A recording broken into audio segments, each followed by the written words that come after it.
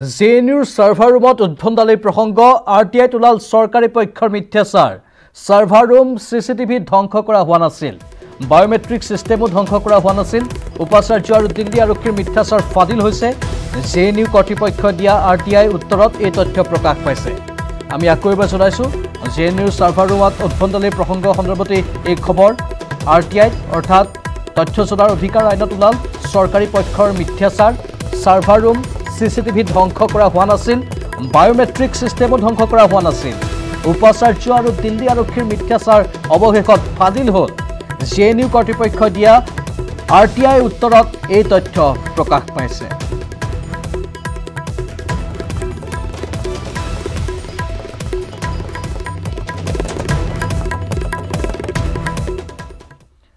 উচ্চতম ন্যায়ালয়ত শুনানিৰ পূৰ্বে মুখ্যমন্ত্ৰীৰ গৃহ চহৰ সাবুৱাত কটকটীয়া নিৰাপত্তা গঢ়ি তোলা হৈছে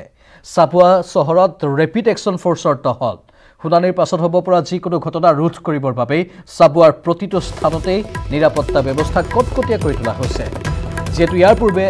এই সমগ্ৰ বিষয়টোক লৈ সাবুৱাত তীব্ৰ প্ৰতিবাদ সাব্যস্ত হৈছিল বহুকেইটা স্থানত অপ্ৰীতিকৰ পৰিৱেশৰ সৃষ্টি হৈছিল এইবাৰ যাতে আকৌ তেনে পৰিৱেশৰ সৃষ্টি নহয় তাৰ বাবেই উচ্চতম ন্যায়ালয়ৰ শুনানিৰ পূৰ্বে মুখ্যমন্ত্ৰীৰ গৃহ চহৰ সাবুৱাত কটকটীয়া নিৰাপত্তা বেষ্টনী গঢ়ি তোলা হৈছে সাবুৱা চহৰত ৰেপিড একশ্যন ফ'ৰ্চে টহল দি আছে শুনানিৰ পাছত হ'ব পৰা যিকোনো ঘটনা ৰোধ কৰিবৰ বাবে সাবুৱাৰ প্ৰতিটো স্থানতে নিৰাপত্তা ব্যৱস্থা কটকটীয়া কৰি তোলা হৈছে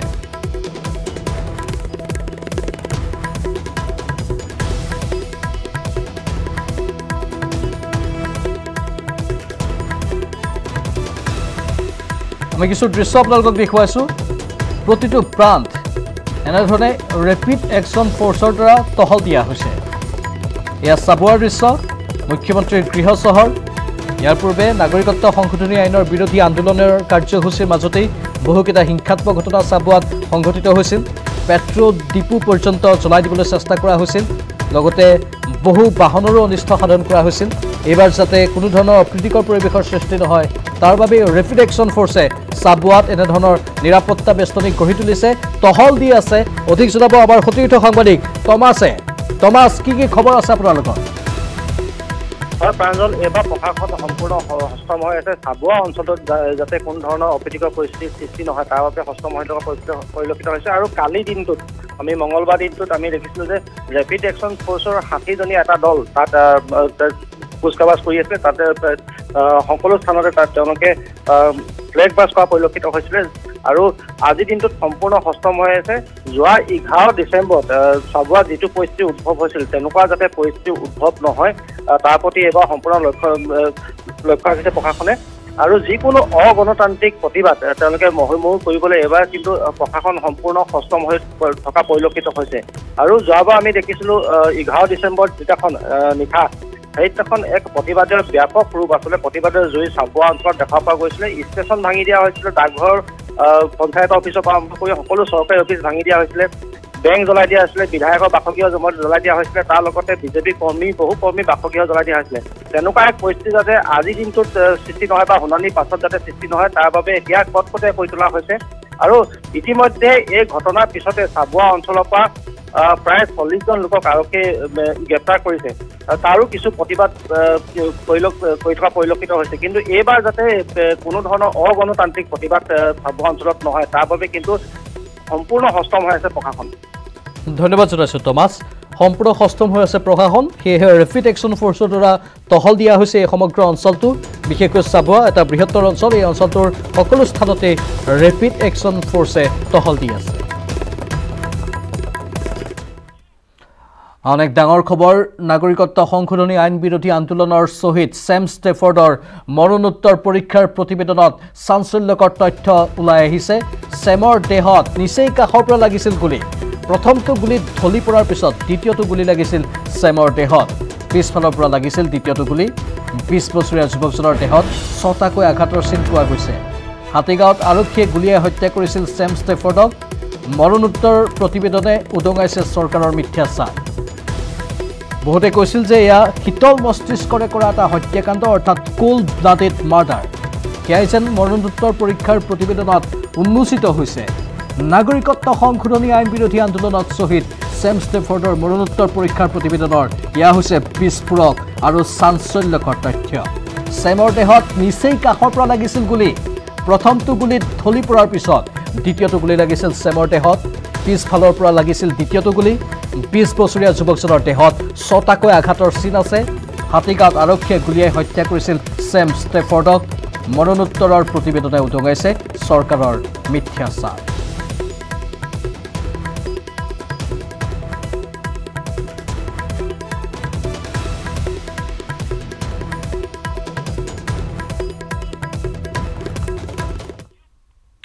অনেক ব্ৰেকিং নিউজ প্ৰাক্তন মুখ্যমন্ত্ৰী তৰুণ গগৈৰ Z+ নিৰাপত্তা প্ৰত্যাহাৰৰ প্ৰসংগ উচ্চ ন্যায়ালয়ৰ দ্বাৰস্থ প্ৰাক্তন মুখ্যমন্ত্ৰী তৰুণ গগৈ আজি উচ্চ ন্যায়ালয়ত দিব শুনানি ন্যায়াধীশ প্ৰশান্ত কুমাৰ ডেকাৰ বিচাৰপীঠত হ'ব শুনানি আমি পুনৰবাৰ জনাইছোঁ প্ৰাক্তন মুখ্যমন্ত্ৰী তৰুণ গগৈৰ Z+ নিৰাপত্তা প্ৰত্যাহাৰৰ প্ৰসংগ উচ্চ ন্যায়ালয়ৰ দ্বাৰস্থ হৈছে প্ৰাক্তন মুখ্যমন্ত্ৰী তৰুণ গগৈ আজি উচ্চ ন্যায়ালয়ত দিব শুনানি ন্যায়াধীশ প্ৰশান্ত কুমাৰ ডেকাৰ বিচাৰপীঠত হ'ব এই শুনানি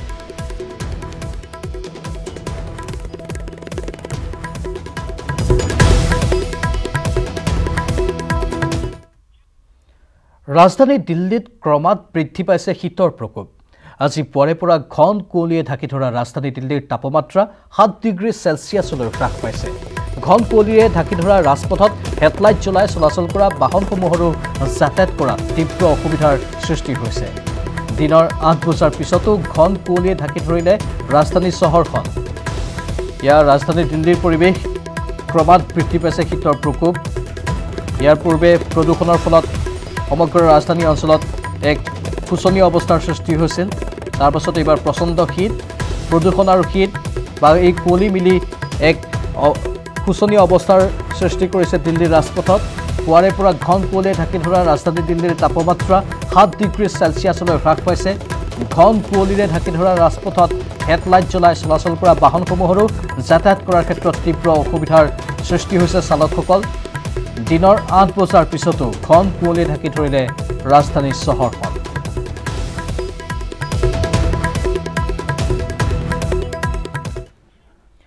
শিল্পকৰ্মৰ এগৰাকী যুৱশিল্পীৰ নাগৰিকত্ব সংশোধনী আইন বিৰোধী প্ৰতিবাদ নাগৰিকত্ব সংশোধনী আইনৰ বিৰুদ্ধে প্ৰতিবাদ জনাবলৈ গৈ ডিগবৈৰ তৰুণ গগৈ নামৰ যুৱক এজনে গামোচাত ফুল তুলি লিখিলে সুধাকণ্ঠৰ শ্বহীদ প্ৰণামো তোমাক শীৰ্ষক গীতটি তাৎকালত 9 ফুট 3 ইঞ্চিৰ দৈৰ্ঘ্যৰ এখন গামোচা বৈ ভূপেন হাজৰিকাৰ শ্বহীদ প্ৰণামো তোমাক শীৰ্ষক গীতটিৰ ফুল তুলি লিখি উলিয়ালে তৰুণ গগৈ নামৰ যুৱকজনে শৈশৱৰে পৰা বয়ন শিল্পৰ প্ৰতি আগ্ৰহী তৰুণ গগৈয়ে নিজৰ শিল্পকৰ্মৰ জৰিয়তে CAA বিৰোধী প্ৰতিবাদ সাব্যস্ত কৰি বিৰল নিদৰ্শন দাঙি ধৰিলে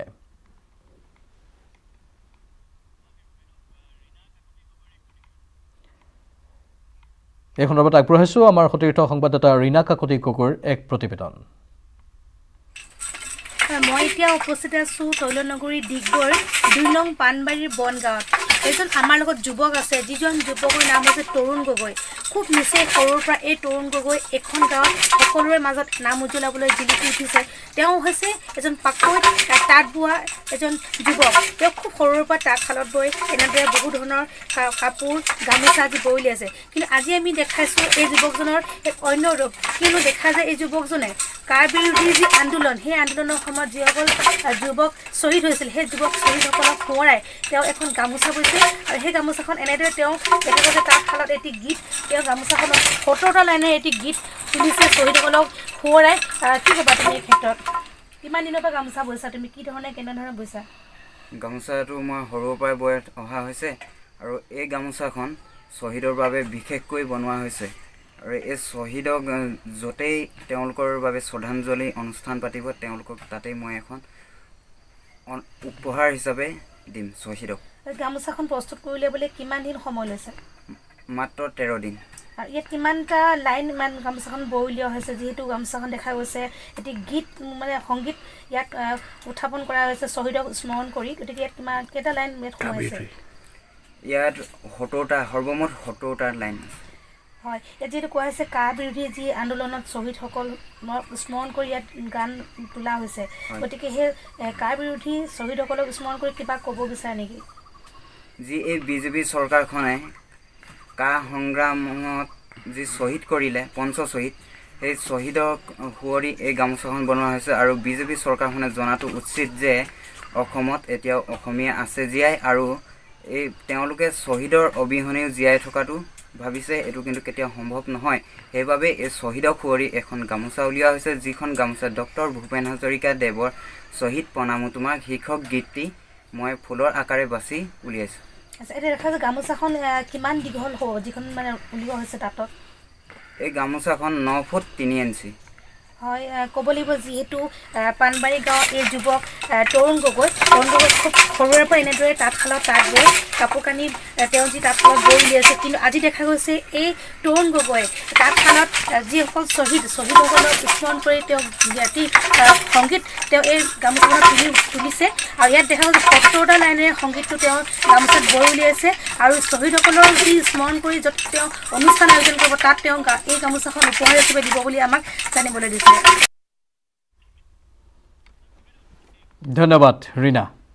খৰালিও শান্তি নাই একাংশ নৈপৰীয়া ৰাইজৰ বাৰিষা বানত জুৰুলা হোৱা ৰঙিয়াৰ উত্তৰ বনগাঁৱত সম্প্ৰতি খহনীয়াৰ ত্ৰাস বৰলীয়া নৈৰ প্ৰবল গৰা খহনীয়াৰ বাবে কেইবাটাও গৃহ জাহ যোৱাৰ উপক্ৰম হৈছে খহনীয়াৰ বিধ্বংসী ৰূপ দেখি আতংকিত হৈ পৰিছে গঞা ৰাইজ ইয়াৰ বিপৰীতে কাণসাৰ নাই জলসম্পদ বিভাগ অথবা চৰকাৰৰ বাৰম্বাৰ বিভাগীয় কৰ্তৃপক্ষক গৰা খহনীয়া প্ৰতিৰোধ কৰাৰ ব্যৱস্থা কৰিবলৈ ৰাইজে দাবী জনাই আহিছে যদিও কোনো ব্যৱস্থা হাতত লোৱা নাই যাতায়াত যোগাযোগকে ধৰি সকলো দিশতেই পিছপৰা এই নৈপৰীয়া অঞ্চলটোৰ অৰ্ধ শতাধিক পৰিয়ালৰ জীৱন জীৱিকাক লৈ গভীৰ সংকট কঢ়িয়াই অনা বৰলীয়া নৈৰ গৰা খহনীয়া ৰোধৰ ক্ষেত্ৰত চৰকাৰ প্ৰশাসন তথা জলসম্পদ বিভাগৰ হেমাহিত ক্ষুব্ধ হৈ পৰিছে অঞ্চলবাসী বছৰে গৰা খহনীয়া হৈ থাকে চৰকাৰে কোনো ব্যৱস্থা এতিয়ালৈকে লোৱা নাই চৰকাৰক জনোৱা হৈছে কিন্তু কোনো গুৰুত্ব দিয়া নাই এইটো বিষয়ে সেইকাৰণে বিভাগীয় কৰ্তৃপক্ষই যাতে এইবাৰ বৰঞ্চ এইটো গুৰুত্ব দিয়ে আৰু আমাৰ নিজৰ মাটি আমি প্ৰতি বছৰে এৰি দি আছো নিজৰ মেডিপট্টাৰ মাটি 25 বছৰ হ'ল 25 বছৰৰ আগত ৰাস্তাটো আছিলে নদীৰ মাজত তেতিয়া ৰাস্তাটো বহুত ডাঙৰ আছিল মোটামুটি 50 ফুটমান বহল আছিলে যেতিয়া মোৰ ল'ৰা ছোৱালী এতিয়া মোৰ 25 বছৰে হ'ল কিন্তু এতিয়া ৰাস্তাটো নহা হৈ এতিয়া 10 ফুটো নাই ৰাস্তা আৰু ৰাস্তাটোতো নাই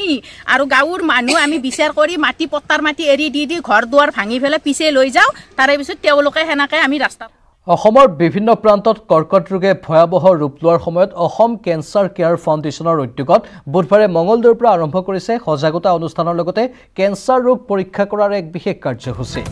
অসম চৰকাৰ আৰু টাটা ট্ৰাষ্টৰ বিষয়ববীয়াৰ উপস্থিতিত টাটা ট্ৰাষ্টৰ লগত স্বাস্থ্য মন্ত্ৰীগৰাকীয়ে কৰা আলোচনাৰ এক ভিডিঅ' প্ৰদৰ্শন কৰা হয় বিশেষকৈ ছাত্ৰ ছাত্ৰীৰ জৰিয়তে জিলাখনত ক্ৰমাগত বৃদ্ধি পোৱা কেঞ্চাৰ ৰোগ প্ৰতিৰোধৰ সহায়ক হোৱাকৈ সজাগতা বৃদ্ধিৰ চেষ্টা অব্যাহত ৰাখিছে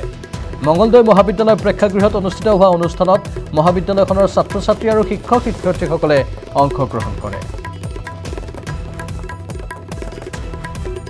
Partnership with the government of Assam is setting up a network of hospitals to provide quality care at affordable cost and as close to the patient's home as possible. That is regarding treatment, but that alone will not help. We need to reduce the incidence of cancer, we need to prevent it if possible and diagnose it early and refer them to hospitals for diagnosis and treatment. Cancer বিষয়ক লৈ আমাক বহুখিনি শিকাইছে যদি cancer অসমত কেনেকৈ cancer বাঢ়িছে আৰু থপাত তামোল মদ বা এইবিলাক স্মকিং এইবোৰ দিনক দিনে বাঢ়ি গৈছে বহুতখিনি উঠি অহা যুৱক যুৱতীয়ে এইবোৰ সেৱন কৰে বহুখিনি আৰু তাৰ কাৰণে কেঞ্চাৰ ৰোগ দিনে দিনে বাঢ়ি গৈছে তাৰ কাৰণে পৰিত্ৰাণ কেনেকৈ পাব পাৰি ওদালগুৰিৰ খৈৰাবাৰীৰ ডাউহাৰু পথাৰত অনুষ্ঠিত বড়ো সাহিত্য সভাত আকৰ্ষণৰ কেন্দ্ৰ হৈছে এখন দলং বড়ো সাহিত্য সভালৈ যোৱা অধিকাংশ লোকে এবাৰ হলেও দলংখনত উঠি সেলফি ল'বলৈ হেতা ওপৰা লগাইছে এই দলংখন আমি দেখুৱাইছো বড়ো সাহিত্য সভাত উপস্থিত হোৱা লোকসকলৰ বাবে আকৰ্ষণৰ কেন্দ্ৰবিন্দু হৈ পৰিছে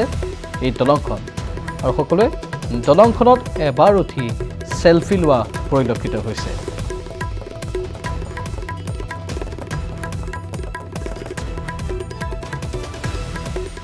এই খণ্ডত চাওঁ আহক আমাৰ সংবাদদাতা ৰিপুঞ্জ দাসে যুগুতোৱা এক বিশেষ প্ৰতিবেদন 59তম বড়ো সাহিত্য সভাৰ ডাও আৰু পথাৰৰ প্ৰদৰ্শনী মেলাত যি এখন বিশেষ দলঙে যিসকল ইয়াতে পৰ্যটক আহিছে তেওঁলোকক আকৰ্ষিত কৰিছে মোৰ কেমেৰা সহযোগে দেখুৱাইছে দলংখনৰ কিছু দৃশ্যাংশ এইখন হাওৰা ব্ৰিজৰ আৰ্হিত নিৰ্মাণ কৰিছে এই দলংখন এক যেন সেলফি জোনত পৰিণত হৈছে এই দলংখন মই দলংখনত উঠিবলৈ চেষ্টা কৰি মোৰ কেমেৰা সহযোগে দেখুৱাই আছে আচলতে সকলো আহিছে এই দলংখনৰ সকলোৱে আকৰ্ষিত কৰিছে বড়ো সাহিত্য সভাৰ যিসকল ইয়াতে সেলফি লৈছে বা তেওঁলোকৰ পৰা মই মনৰ ভাৱ জানিবলৈ চেষ্টা কৰিম আচলতে কেনেকুৱা লাগিছে দলংখন মই তেওঁলোকৰ পৰা জানিবলৈ চেষ্টা কৰিম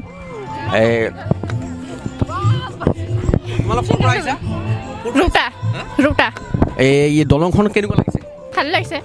সেলফি উঠিছা আচলতে সেলফি উঠিছে তেওঁলোকৰ ৰোটাৰ পৰা আহিছে এটা কথা ক'ব লাগিব যে এতিয়া লোকেল কৰ্ণ হৈ পৰিছে এই দলংখন সকলো ওলাইছে দলংখন কেনেকুৱা লাগিছে বঢ়িয়া লাগিছে ভাল লাগিছে মজা লাগিছে ক'ৰ পৰা আহিছে আমি উৰাঙৰ পৰা আহিছোঁ ক'ৰ পৰা আহিছে আমি উৰাঙৰ পৰা আহিছোঁ একেলগে কেনেকুৱা লাগিছে ধুনীয়া লাগিছে দলংখন ইউনিক বনাইছে তাৰপিছত ভাবা নাছিলে এনেকুৱা দলং দেখা পাম বুলি তাৰপিছত দেখা পালোঁ আৰু আজি এনেকুৱা সেলফি লৈছা সেলফি লৈছোঁ ফটো উঠিলোঁ আচলতে সকলো উৎসাহেৰে এই দলংখন উপভোগ কৰিছে আচলতে দলংখনত উঠি সকলোৱে সেলফি উঠাত ব্যস্ত হৈ পৰিছে যিসকল ইয়াতে হেৰি আছে তেওঁলোকৰ পৰা মই জানিব বিচাৰিম যে সেলফি উঠিছে নাই আচলতে এটা লাজ কৰিছে আপুনি ক'ৰ পৰা আহিছে মই ওদালগুৰিৰ পৰা আহিছোঁ কেনেকুৱা লাগিছে দলং খুব ভাল লাগিছে এইটো হাওৰা ব্ৰিজৰ আৰ্হিত যেনেদৰে বনাইছে তলত মাছৰ পোনা এৰি দিছে গোটেইখিনি চাই ভাল লাগিছে আৰু এইটো এটা সেলফি জোনত পৰিণত হৈছে সকলো ডেকা ডেকেৰি আহি ইয়াতে সকলোৱে সেলফি লৈ আছে আপোনালোকে দেখিছেই এনেদৰে ভাল লাগিছে আৰু চাই এইটো এটা মেছেজ যাব মেছেজ নিশ্চয় যাব বড়ো সম্প্ৰদায়ৰ যিখিনি লোক আছে তেওঁলোকে বাঁহ বেতৰ কামত খুব নিপুণ সেই বস্তুটো যে ইয়াত প্ৰতিফলিত হৈছে সেইটো দেখি মই কেমেৰা সহযোগ দেখুৱাব যি তলত এটা যি মাছ আছে মাছ মোৰ কেমেৰা সহযোগ দেখুৱাবলৈ অনুৰোধ জনাইছোঁ এইবিলাক মাছ আছে তলত মাছ দিছে আচলতে এই দলংখনৰ তলত এই প্ৰাকৃতিকভাৱে নহ'লেও ইয়াতে যি নিৰ্মাণ কৰিছে তেওঁলোকে এইদৰে মাছ চৰি আছে এই হাওৰা ব্ৰিজৰ আৰ্হিত এই দলংখন তেওঁলোকে নিৰ্মাণ কৰিছে এটা কথা ক'ব লাগিব যে এক বড়ো সাহিত্য সভাৰ আকৰ্ষণৰ বিন্দু হৈ পৰিছে এই দলংখন গতিকে মই আৰু কিছু যি দৰ্শনাৰ্থী আছে তেওঁলোকৰ পৰা মই জানিব বিচাৰিম যে আচলতে তেওঁলোক ক'ৰ পৰা আহিছে কি কেনেকুৱা জানিব বিচাৰিম ক'ৰ পৰা আহিছা তুমি হৰিচিঙা এই দলংখন কেনেকুৱা লাগিছে ভালে ফটো উঠিলা নাই উঠিলোঁ ফটো উঠিলা হয় সঁচা সকলোৱে এটা কথা কৈছে যে এই দলংখন ভাল লাগিছে আৰু ভাল লাগি সকলোৱে হৰিচিঙাৰ পৰা কোনোবা আহিছে আৰু ইফালে যি প্ৰদৰ্শনীথলীত মোৰ কেমেৰা সহযোগে দেখুৱাই আছে ইফালে গান বাজনাকে নৃত্যকে আৰম্ভ কৰি চলি আছে এক যেন যে এক নান্দনিক দৃশ্য বুলি ক'ব লাগিব এক উখল মাখল পৰিৱেশৰ সৃষ্টি হৈছে মোৰ কেমেৰা সহযোগে দেখুৱাই আছে গতিকে এই হৈছে বড়ো সাহিত্য সভাৰ মাদকতা সকলো ওলাই আহি এইদৰে উৎসাহ তেওঁলোকৰ সকলোৰে উৎসাহ আচলতে এই বড়ো সাহিত্য সভা উপভোগ কৰিছে আৰু এটা কথা ক'ব লাগিব এই হৈছে বড়ো সাহিত্য সভা বড়ো জাতি যি অকল বড়ো জাতি বুলি ক'লে ভুল হ'ব সকলো জাতি জনগোষ্ঠীয়ে এই সাহিত্য সভাত সহায় কৰি সকলোৱে স্বতঃস্ফূৰ্তভাৱে নাগৰিকত্ব সংশোধনী আইন সন্দৰ্ভত উচ্চতম ন্যায়ালয়ত শুনানি ঘোষণা কৰাৰ দিনাই শ্ৰেণী বৰ্জনৰ জৰিয়তে প্ৰতিবাদী কাৰ্যসূচী গ্ৰহণ কৰিছে ছাত্ৰ সমাজে নাগৰিকত্ব সংশোধনী আইনৰ বিৰোধিতাৰে গুৱাহাটী বিশ্ববিদ্যালয় কটন বিশ্ববিদ্যালয় তেজপুৰ বিশ্ববিদ্যালয় ডিব্ৰুগড় বিশ্ববিদ্যালয়ৰ লগতে উত্তৰ পূৰ্বাঞ্চলৰ সকলো বিশ্ববিদ্যালয়ৰ ছাত্ৰ ছাত্ৰীৰ শ্ৰেণী বৰ্জনৰ কাৰ্যসূচী ঘোষণা কৰা হৈছে যোৱা 19 জানুৱাৰীত আটাইবোৰ বিশ্ববিদ্যালয়ৰ ছাত্ৰ সংগঠনৰ সিদ্ধান্ত মৰ্মে এই প্ৰতিবাদী কাৰ্যসূচী গ্ৰহণ কৰা হয় ইয়াৰ লগতে কটন বিশ্ববিদ্যালয়ত CAAৰ বিৰোধিতাৰে প্ৰতিবাদ সাব্যস্ত কৰিছে শিক্ষাৰ্থীসকলে ইফালে বিশ্ববিদ্যালয়ৰ ছাত্ৰ সমাজৰ আহ্বানৰ প্ৰতি সঁহাৰি জনাই ৰাজ্যৰ বহু সংখ্যক মহাবিদ্যালয়তো শ্ৰেণী বৰ্জন কাৰ্যসূচী লোৱা বুলি জানিব পৰা গৈছে আজি অসম বন্ধ অৱশ্যে কোনো দল সংগঠনে ঘোষণা কৰা নাই অসম বন্ধ বুলি ছ'চিয়েল মিডিয়াত এক বাতৰি ভাইৰেল হৈছিল আমি পোনপটীয়া সম্প্ৰচাৰ এবাৰ কটন বিশ্ববিদ্যালয়লৈ যাব বিচাৰিছোঁ আমাৰ সতীৰ্থ সাংবাদিক হীৰক জ্যোতি মালাকাৰ আকৌ এবাৰ লাইভত আছে হীৰক পুনৰ আপোনাৰ কাষলৈ গৈছে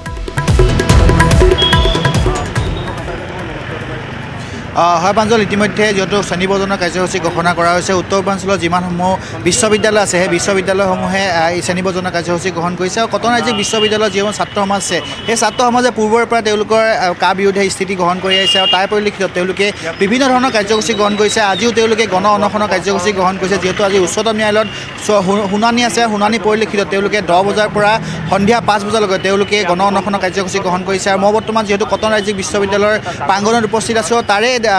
যি মূল দুৱাৰ আছে সেই মূল দুৱাৰত দেখিবলৈ পোৱা গৈছে এনেধৰণে গণ অনশনৰ কাৰ্যসূচী শ্ৰেণীবজন কৰি তেওঁলোকে এই এনেধৰণৰ অনশনত বহিছে আৰু তেওঁলোকৰ দাবী যে যিকোনো মুহূৰ্তত বা যিকোনো পৰিস্থিতিত কাম বাতিল হ'ব লাগে আৰু তাৰ পৰিলক্ষিত তেনেদৰে অনশন কাৰ্যসূচী গ্ৰহণ কৰিছে কিন্তু মই পুনৰ ক'ব বিচাৰিম যে যিসমূহ পৰীক্ষা অনুষ্ঠিত হৈছে বা পৰীক্ষা যিসমূহ সময়সূচী আছিলে সেই পৰীক্ষা পূৰ্বৰ সময় অনুসৰি বা পূৰ্বৰ নিৰ্ধাৰিত ৰুটিন অনুসৰি অনুষ্ঠিত হৈছে আৰু পুনৰবাৰ মই ছাত্ৰ সমাজৰ ওচৰত কথা পাতিব বিচাৰিম কেনেধৰণৰ আশা কৰিছা যিহেতু আজি উচ্চতম ন্যায়ালয়ৰ চূড়ান্ত শুনানি গ্ৰহণ কৰা হ'ব যদি চূড়ান্ত শুনানি গ্ৰহণ কৰা হ'ব কেনেধৰণৰ আশা কৰিছা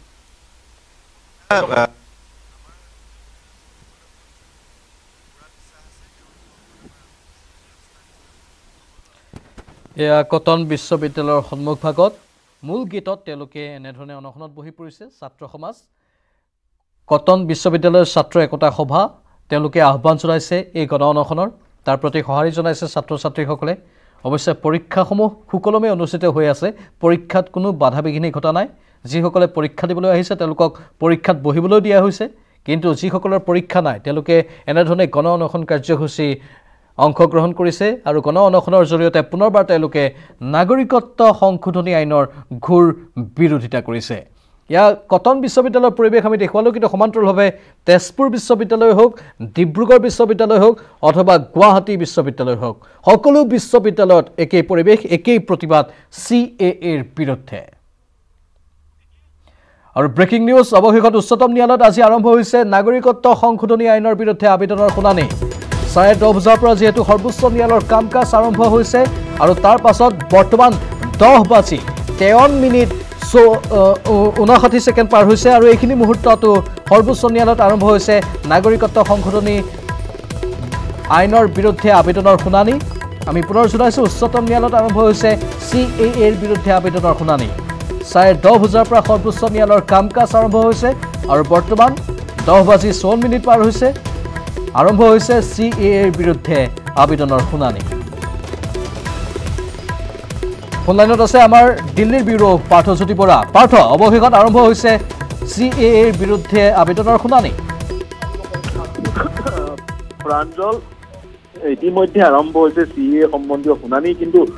কোৰ্টৰুম 1ত যিখন হৈছে চিফ জাষ্টিছৰ যিটো হৈছে চিফ জাষ্টিছৰ কোৰ্টৰুম তাত এক অভূতপূৰ্ব পৰিৱেশৰ সৃষ্টি হৈছে যথেষ্ট ভিৰৰ সৃষ্টি হোৱা পৰিলক্ষিত হৈছে আমি পূৰ্বতে জনাইছিলোঁ 140খন আবেদন দাখিল হৈছে এই সন্দৰ্ভত 140খনৰ অধিক 144খন আবেদন দাখিল হৈছিল এই সন্দৰ্ভত আৰু 144খন আবেদনৰ লগত সৈতে জড়িত হৈ যদিও এজনো অধিবক্তা জড়িত হৈ থাকে গতিকে 144জন অধিবক্তা তাত উপস্থিত আছে তাৰ সমান্তৰালকৈ প্ৰতিখন আবেদনৰ লগত যদি এজন আবেদনকাৰী উপস্থিত থাকে কোৰ্টৰুমত তেতিয়াও আবেদনকাৰীৰ সংখ্যা হৈ গৈ 144 দুইটাকে যদি যোগ কৰা হয় 250ৰো অধিক প্ৰায় 300ৰো সমকক্ষৰ লোক একত্ৰিত হৈছেগৈ কোৰ্টৰুমৰ কোৰ্টৰুম 1ত যাৰ পৰিপ্ৰেক্ষিততে এক অভূতপূৰ্ব পৰিৱেশৰ সৃষ্টি হৈছে যাৰ কাৰণে মূল বিষয়টো শুনানি উচ্চতম ন্যায়ালয়ে এই মুহূৰ্তলৈকে গ্ৰহণ কৰিব পৰা নাই ইতিমধ্যেই উচ্চতম ন্যায়ালয়ৰ যি বিচাৰপীঠ দেশৰ মুখ্য ন্যায়াধীশৰ যি বিচাৰপীঠে কিছু নিৰ্দেশ দিবলৈ আৰম্ভ কৰিছে কিন্তু সেই নিৰ্দেশ কোৰ্টৰুমৰ ভিৰ সম্বন্ধীয়হে হৈছে মূল বিষয়লৈ এতিয়ালৈকে আলোচনা হোৱা পৰিলক্ষিত হোৱা নাই গতিকে ভিৰৰ কাৰণে মূল বিষয়টোত উপনীত হ'ব পৰা নাই উচ্চতম ন্যায়ালয় আবেদনকাৰীসকল উচ্চতম ন্যায়ালয়ত প্ৰৱেশ কৰাৰ প্ৰয়োজনীয়তা আছেনে নাই সেই সন্দৰ্ভতহে আলোচনা এই মুহূৰ্তত চলি থকা পৰিলক্ষিত হৈছে এক অভূতপূৰ্ব পৰিস্থিতি কোৰ্টৰুম 1ত নিৰাপত্তাৰক্ষী নিয়োগ কৰাৰ এক পৰিৱেশৰ সৃষ্টি হৈছে যাৰ পৰিপ্ৰেক্ষিততে মূল বিষয়টোত উপনীত হ'ব পৰা নাই দেশৰ মুখ্য ন্যায়াধীশ আৰু তেওঁৰ লগত আন দুজন ন্যায়াধীশ কিন্তু ভাৰত চৰকাৰৰ অধিবক্তা বা ভাৰত চৰকাৰৰ প্ৰতিনিধি এটৰ্নি জেনেৰেলে এই ভিৰৰ মাজতো এটা কথা স্পষ্ট কৰিছিল সেইটো হৈছে 140খন আবেদন পৰিছে গতিকে 140খন আবেদনক প্ৰতিখন আবেদনক অধ্যয়ন কৰি সেই আবেদনসমূহৰ সন্দৰ্ভত এক ৰিপ্লাই ফাইল কৰাৰ প্ৰক্ৰিয়াটো এক দীঘলীয়া প্ৰক্ৰিয়া জটিল প্ৰক্ৰিয়া যাৰ পৰিপ্ৰেক্ষিতত আজিৰ দিনটোত কেন্দ্ৰীয় চৰকাৰে নিজৰ ৰিপ্লাই ফাইল কৰিব নোৱাৰিলে বুলি তেওঁ ক'ব খোজে কিন্তু যি ধৰণে শুনানি আৰম্ভ হ'ব লাগে বা যি ধৰণে শুনানি হ'ব লাগে সেই ধৰণে শুনানি হ'ব পৰা নাই আৰু কিছু সময় চাগৈ লাগিব কাৰণ এক অভূতপূৰ্ব পৰিস্থিতিৰ সৃষ্টি হৈছে কোৰ্টৰুম 1ত মই পুনৰ কৈছোঁ এক ভিৰৰ সৃষ্টি হৈছে 144খন আবেদন তাৰ সমান্তৰালকৈ 144 জন অধিবক্তা বা আৰু সমান্তৰালকৈ 144 জন আবেদনকাৰী আৰু অন্যান্য অধিবক্তাসকলো কোৰ্টৰুমত উপস্থিত আছে পূৰ্বৰ গোচৰ যিসকল অধিবক্তা আছিলে গোচৰটো শেষ হোৱাৰ পিছতো তেওঁলোকে কোৰ্টৰুম ত্যাগ নকৰাৰ পৰিপ্ৰেক্ষিততে প্ৰায় 300-350 মানুহৰ এক লোকৰ এক ভিৰ পৰিলক্ষিত হৈছে কোৰ্টৰুমত যাৰ কাৰণে নিয়াৰিকৈ এই গোচৰটো শুনানি আৰম্ভ হ'ব পৰা নাই আমি অপেক্ষাৰত হৈ আছো যাতে এই সমস্যাৰ সমাধান হয় যিসমূহ অপ্ৰয়োজনীয় ব্যক্তি আছে কোৰ্টৰুমত তেওঁলোক বাহিৰলৈ ওলাই যায় বা বাহিৰলৈ ওলাই যোৱাৰ নিৰ্দেশ দিয়া হওক আৰু তাৰপিছত এক সুস্থ পৰিৱেশত বিষয়টো যিহেতু যথেষ্ট গুৰুত্বপূৰ্ণ ভাৰতবৰ্ষৰ সংবিধানৰে কিছুমান প্ৰশ্ন এই গোটেই বিষয়টোত জড়িত হৈ আছে তাৰ সমান্তৰালকৈ সমগ্ৰ ভাৰতত নাগৰিকত্ব সংশোধনী আইনৰ বিৰুদ্ধে প্ৰতিবাদ সাব্যস্ত কৰা হৈছে চৰকাৰখনেও এই সন্দৰ্ভত বহু মন্তব্য প্ৰকাশ কৰিছে বিগত সময়ত গতিকে যিহেতু বিষয়টো যথেষ্ট গুৰুত্বপূৰ্ণ এক সুস্থ পৰিৱেশত বিষয়টো যদি শুনানি হয় তেতিয়া চাগৈ এক নিৰ্দেশ খৰতকীয়াকৈ পোৱাৰ সম্ভাৱনা আছে প্ৰাঞ্জল পাৰ্থ কোৰ্টৰুম 1ত স্বাভাৱিক পৰিৱেশ ঘূৰাই আনিবলৈ কি পদক্ষেপ এই মুহূৰ্তত গ্ৰহণ কৰিব পৰা হ'ব পাৰে বা কিমান সময় আনুমানিক লাগিব পাৰে স্বাভাৱিক পৰিৱেশ তাত হ'বলৈ কিবা সেই সন্দৰ্ভত আপুনি কিবা তথ্য আহৰণ কৰিবলৈ চেষ্টা কৰিছে নেকি হয় ইতিমধ্যে নিৰাপত্তাৰক্ষীক নিয়োগ কৰা হৈছে মই জনাব বিচাৰিম প্ৰাঞ্জল ইতিমধ্যে নিৰাপত্তাৰক্ষীক নিয়োগ কৰা হৈছে কোৰ্টৰুমত আৰু ইতিমধ্যে আমাৰ হাতত যি খবৰ আহি পৰিছে সাধাৰণ পৰিৱেশ ঘূৰি আহিছে কোৰ্টৰুমলৈ আৰু যি শুনানি সেই শুনানি আৰম্ভ হৈছে কপিল সিব্বাল IUML ইণ্ডিয়ান ইউনিয়ন মুছলিম লীগৰ অধিবক্তা প্ৰতিনিধি কপিল সিব্বাল তাৰ সমান্তৰালকৈ কংগ্ৰেছৰ প্ৰতিনিধি কপিল সিব্বাল তেওঁ ইতিমধ্যে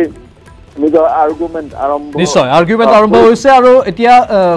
সুকলমে নিয়াৰিকৈ স্বাভাৱিক পৰিৱেশত এই শুনানি আৰম্ভ হৈছে আমি পুনৰ পাৰ্থ আপোনাৰ সৈতে যোগাযোগ স্থাপন কৰিম কেইটামান মুহূৰ্তৰ পাছত